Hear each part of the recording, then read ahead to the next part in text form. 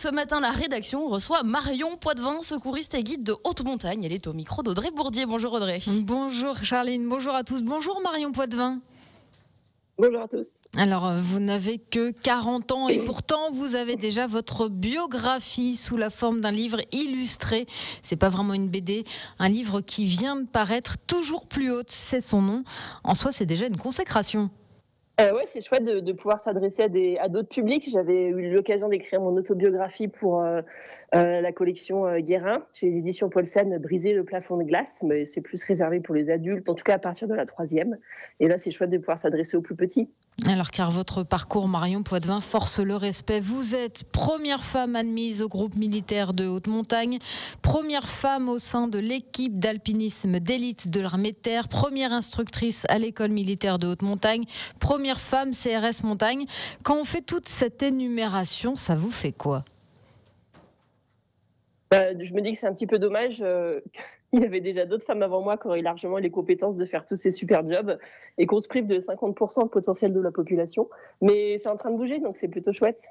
Est-ce que ça a été quelque chose de conscient d'être la première dans plusieurs domaines ou est-ce que vous avez simplement suivi vos envies ? Ah non, l'objectif, c'était pas du tout de faire des premières professionnelles. L'objectif, c'est assez rapidement, quand on doit choisir sa voie professionnelle, à partir de la fin du collège, du lycée, je me suis vite rendu compte que j'allais passer plus de temps dans ma vie à travailler qu'à avoir des vacances, même si j'étais prof comme mes parents. Donc je me suis dit assez rapidement qu'il fallait vraiment que je trouve un métier où je pouvais m'amuser. Et c'est vrai que les métiers dans la montagne, moi, c'est ce qui me plaisait beaucoup, c'était l'escalade, la randonnée, le ski. J'en faisais beaucoup avec mes parents. J'ai grandi à La Roche-sur-Foron et j'adorais ça vraiment. Et que le moyen de trouver un métier dans ces sports passion, ça a été de façon assez surprenante l'armée et puis ensuite la police nationale. Mais c'était vraiment pas les plans au début. Oui, ce que vous dites, la CRS des Alpes, vous y êtes rentrée parce que vous trouviez ça cool. J'ai fait 7 ans à l'armée, donc à l'école militaire de haute montagne à Chamonix. C'était vraiment des super opportunités professionnelles. J'ai pu faire plein de choses que j'aurais pas pu faire dans le civil. J'ai pu être formée, j'ai pu passer mon diplôme de guide de haute montagne. Mais au bout de 7 ans, j'étais un petit peu arrivée au bout du truc. On me laissait plus monter en grade, on me laissait plus me former pour des diplômes sportifs. Donc je me suis dit que j'avais plus ma place là et qu'il fallait que je trouve autre chose. Et il se trouve qu'à la police nationale aussi avait besoin de guide de haute montagne pour sa spécialité secouriste CRS montagne. Donc c'est l'équivalent, en Haute-Savoie on connaît mieux les PGHM parce qu'ils font le massif du Mont-Blanc. C'est l'équivalent des PGHM chez les gendarmes. Alors Marion Poitvin, on le disait, vous sortez un livre toujours plus haut sur votre vie. Vous revenez un peu sur votre parcours. Comment c'est venu cette idée, ce projet de BD ? C'est plutôt les éditions. C'est quelqu'un dans les éditions qui a Julia, je crois, exactement. Julia et Christophe qui ont lu mon autobiographie, qui l'ont apprécié et qui ont eu l'idée de créer une nouvelle collection pour les enfants de personnages de femmes inspirantes, mais cette fois-ci de femmes vivantes. Simone de Beauvoir, Simone Veil et Marie Curie resteront toujours des grandes figures de femmes exceptionnelles, mais cette fois-ci, vous voulez s'adresser à des publics un peu plus récents. Comment ça s'est passé justement ? C'est vous qui avez écrit vos propres textes, c'est ça ? Alors moi, je suis pas autrice. Alors oui, j'écris mes petites histoires, mais derrière, c'est vraiment plutôt les éditions qui relisent, qui mettent en forme pour que ce soit vraiment adapté à des publics de jeunes enfants. Alors vous avez choisi des étapes bien spécifiques de votre vie. Là aussi, c'est vous qui avez détecté un peu ce dont il fallait parler, ou est-ce que c'est un regard extérieur qui vous a dit ça pourrait être sympa à mettre dans le livre ? Bon, ça se fait encore en concertation avec les éditions après, mais c'est plutôt moi qui décide les épisodes marquants, en tout cas qui m'ont marqué. C'était facile de les identifier ? Ouais, c'était assez facile parce qu'à 40 ans, on a quand même eu le temps de réfléchir un petit peu à ce qu'on a fait et ce qu'il nous reste à faire, donc oui, ça allait. Est-ce que justement, avec le recul, vous dites oui, effectivement, cette partie-là de ma vie, cet événement-là, ça m'a beaucoup influencé ? Oui, c'est ça. Je pense qu'à 40 ans, on peut commencer à faire un petit bilan et puis faire un petit peu le tri, effectivement. Marion Poitvin, vous le dites dans ce livre, ça a commencé très tôt, cette vocation avec des premiers souvenirs de montagne dès 6 ans et cette réflexion dans la vie. Ce que je préfère, c'est être dehors. C'est vraiment ce qui vous guide, en fait. Ouais, c'est tout à fait, ouais. J'étais bonne élève à l'école. J'étais pas très bonne élève, mais j'étais assez bonne élève. Mais assez rapidement, je m'ennuyais sur ma chaise, je me tortillais de tous les sens, je regardais tout le temps par la fenêtre et c'était clair qu'il fallait que je sois dehors, ouais. Et il y a aussi un autre élément que moi j'ai identifié en lisant votre livre, c'est la place du sport dans votre famille. Ça aussi, ça vous a forgé. Mes parents ont été toujours très, très sportifs. Ouais. Moi, j'ai accroché. Après, j'ai un petit frère de 1 an que je parle de 1 an de moins que moi, de 1 an mon cadet, donc je parle dans le livre. Lui, il n'a pas du tout apprécié. Est-ce que vous sentez aujourd'hui que ça a encore une influence, même aujourd'hui par rapport à vos choix? Une influence, le sport? Oui. Ah bah oui, c'est mon métier. C'est mon métier de rester en forme et pour pouvoir être performante dans mon métier de secouriste CRS montagne. Marion Poitvin, vous avez fait votre premier glacier, celui des Bossons, à l'âge de 13 ans. Votre premier Mont Blanc, vous n'aviez pas encore 17 ans. Justement, être confrontée comme ça à la haute montagne, toute petite, qu'est-ce que vous en tirez aujourd'hui? Bah, je pense que c'était des super expériences. Moi, en tant que jeune femme, ça m'a permis de me construire physiquement, parce que c'est des efforts longs, c'est des efforts hyper exigeants. Donc c'est vrai que déjà à 16-17 ans, j'avais des grosses épaules, je pouvais courir vite, j'étais très endurante. Et ça m'a aidé à avoir énormément confiance en moi aussi, je pense, dans la vie de tous les jours. Il y a aussi un autre élément dont vous parlez dans votre livre qui a marqué votre carrière, ce sont vos parents qui vous dites insister pour que vous fassiez exactement les mêmes activités que votre frère. Il n'y avait pas d'excuse de c'est une fille, donc elle va monter moins haut ou alors elle va aller moins vite. Ouais, je pense que c'était vraiment important. Mon frère était à 1 an plus jeune que moi, donc il était un petit peu moins fort physiquement, mais de toute façon, ça changeait vraiment rien. C'était pas parce que j'étais une fille que j'avais plus le droit de faire des pauses pipi, le droit d'avoir peur. Vraiment, il fallait y aller et j'ai surnommé la pédagogie de mon papa, ça s'appelait marche ou crève, c'est-à-dire qu'il fallait suivre, quoi. Sinon, de toute façon, il nous attendait pas. Mais moi, j'aimais beaucoup ce défi. Et ça vous est resté, j'imagine, encore aujourd'hui à 40 ans. Non, je me suis un peu calmée, je serais pas aussi, aussi exigeante avec mes enfants, je pense.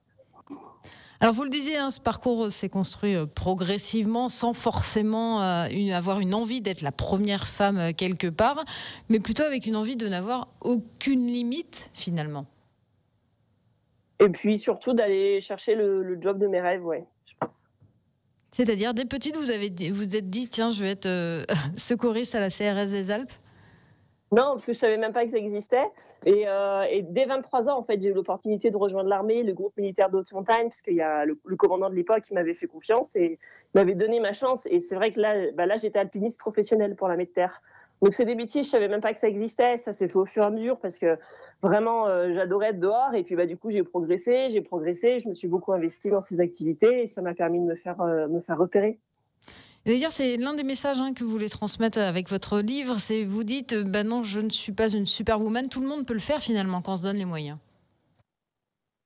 Alors non, c'est un peu réducteur parce que évidemment, comment dire, j'ai pas grandi dans la banlieue parisienne. J'ai quand même eu la chance de grandir au pied des montagnes et j'ai pu aller skier régulièrement avec mes parents. Donc il y a quand même un facteur social qui est pas à négliger. Mais oui, effectivement, je pense qu'aujourd'hui, il y a de plus en plus d'opportunités quand même qui s'offrent à nous et qu'il faut essayer de se donner les moyens. Faut pas avoir peur de l'échec. Et si ça marche pas dans une voie, faut peut-être aller en essayer une autre. Alors vous évoluez quand même aujourd'hui dans un milieu encore masculin, même si effectivement de plus en plus de femmes suivent cette voie. Est-ce que il y a encore cette espèce de syndrome de l'imposteur ou finalement vous en êtes passé, vous en êtes débarrassé? Non, il est toujours là à se dire mais est-ce que j'ai bien fait, est-ce que j'aurais pas dû, est-ce que c'est dur de se sentir vraiment à sa place. Mais d'un autre côté, ça oblige aussi à toujours un petit peu plus d'excellence et de rester sur ses gardes parce que quand on fait un métier où on est toujours pendu dans un baudrier, on est à bord d'un hélicoptère, on est dans des pentes en ski, on est accroché à une paroi, il faut toujours être vraiment vraiment concentré et vraiment en forme. Et quelque part, ça oblige à une forme d'excellence. Et bon, voilà, de toute façon, on fait avec. Ce syndrome d'imposteur, il sera toujours là. Marion Poitvin, vous avez donc cette image de pionnière. Est-ce que vous vous sentez investie d'une mission particulière, d'un poids particulier sur vos épaules? Non, je dirais pas ça comme ça. Après, j'ai à cœur de partager mon expérience et de motiver d'autres jeunes femmes, entre autres pour avoir plus de collègues féminines, parce que en 17 ans de fonction publique, donc 7 ans à l'armée et 8 ans à la police, j'ai une collègue à la CRS Savoie, à Albertville. Donc on est 2 femmes sur 25 agents. Montagne, on se retrouve pas souvent à travailler ensemble. C'est vrai que si on était plus nombreuses, ce serait plus rigolo. D'ailleurs, Marion Poitvin, vous avez créé un club d'alpinisme Lead the Climb qui est pour former les femmes au sport de haute montagne. Comment c'est venu cette idée? Là aussi, vous êtes dit ça serait bien d'avoir un peu plus de femmes autour de moi. Alors, c'est vraiment au-delà des sports de montagne, c'est vraiment de les former au leadership en montagne. Là, l'idée, c'était surtout en tant que guide de haute montagne, parce que je travaillais, avant d'être maman, je travaillais en parallèle guide de haute montagne en plus de mon métier de secouriste. Et je trouvais ça chouette, sympa comme boulot d'emmener des groupes de femmes en montagne et de leur apprendre les techniques pour devenir leader dans leurs courses. Et puis en plus, je voyais qu'il y avait quand même un beau marché. On va dire qu'il y avait une forte demande. Encore une fois, les femmes, c'est 50% de la population. Et des femmes guides de haute montagne, il y en a 2%. Donc on voit qu'il y a encore quand même un fort taux de progression et qu'il y a quand même des potentielles clientes à aller chercher. Et vous dites d'ailleurs que vous appréciez ces moments entre femmes quand vous organisez des sorties entre vous. Je pense qu'il faut le faire, il faut le vivre pour le ressentir, mais oui, se retrouver entre femmes dans des milieux en général assez hostiles, que ce soit par les conditions, parce qu'il peut faire froid, on est en haute altitude, et aussi par l'environnement, parce qu'on est entouré dans un groupe d'alpinistes environ dans les clubs alpins, sur une dizaine de participants, et en moyenne, il va y avoir 1 à 2 femmes pour les sorties alpinisme. C'est une moyenne, hein. Du coup, bon, et les mecs qui sont sympas, c'est pas la question, mais c'est juste que voilà, c'est comme dans la cour de récréation, on a grandi en ayant plus de copines que de copains. À la récré, on joue avec les copines et on a plus d'affinité avec les copines, et c'est vrai que c'est plus sympa de se retrouver entre femmes de temps en temps. Vous dites aussi mon parcours n'aurait pas été possible sans toutes celles qui m'ont précédée. Sans toutes celles qui m'ont précédée et ceux qui m'ont fait confiance. J'ai eu des nombreux alliés aussi hommes au cours de mon parcours, à commencer par le commandant du groupe militaire de haute montagne, ou puis même encore avant par mon papa qui voyait pas pourquoi une femme ne pourrait pas faire ce genre de parcours. Alors lui, il avait un côté, je pense, un peu naïf, où il voyait pas la problématique d'être une femme dans des milieux exclusivement masculins comme l'alpinisme. Il voyait pas où était le problème parce que c'était pas une femme. Mais quelque part, je me suis servi de cette naïveté pour en faire une force et me dire que, bah oui, après tout, pourquoi ce serait un problème? Et oser.